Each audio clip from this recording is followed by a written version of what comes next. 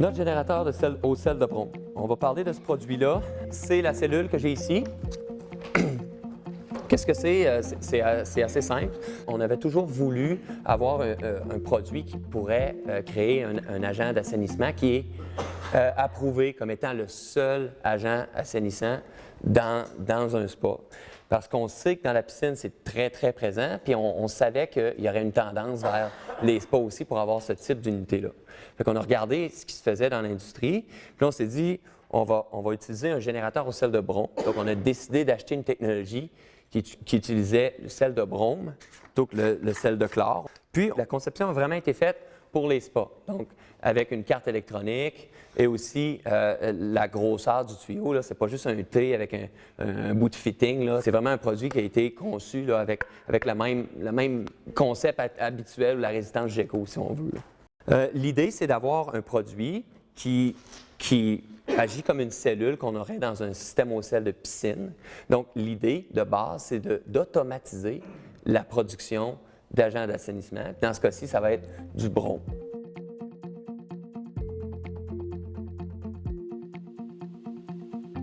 Les deux premières choses qu'on a décidé de faire, c'est d'avoir une cellule qui offrait le moins possible de résistance à l'eau qui allait la traverser. On a donc créé une grande chambre. À l'intérieur de la chambre, il y a 4 plaques qui créent 3 chambres de réaction, si on veut. Puis lorsque l'unité veut produire, on va injecter du courant dans l'eau. Donc, c'est un procédé d'électrolyse. Tout ce qui vient dans la cellule va être mis sous tension. Okay? C'est un voltage très bas. Il n'y a pas de danger d'électrocution à ce niveau-là. On voulait aussi avoir une surface de contact très, très grande. Ça, c'est quelque chose qu'on avait vu. Nos compétiteurs utilisaient des filaments de graphite, des cellules un peu plus petites qui ne duraient pas. Donc, nous, on voulait avoir la plus grande surface de contact possible parce qu'on sait qu'au fil du temps, s'il y a des débris ou de la calcification, on sait que la cellule va avoir plus de surface pour compenser pour ces zones-là qui travaillent moins bien. On a un procédé d'électrolyse. Donc, d'un côté, on a de l'eau. Okay? Dans cette eau-là, on vient mettre un sel. Le sel, c'est un sel de brome. C'est comme un sel de chlore, sauf que plutôt que d'être NaCl, c'est NaBr. C'est très simple. On veut 1400 parties par million.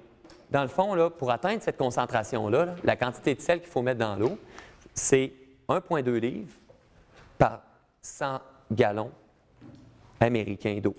Donc, si j'ai un spa de 400 gallons, là, je vais mettre 1,2 livres x 4, puis je vais avoir 4,8 livres de produits à mettre. C'est très peu, puis c'est parfait. Donc, je vous disais que la cellule était surdimensionnée.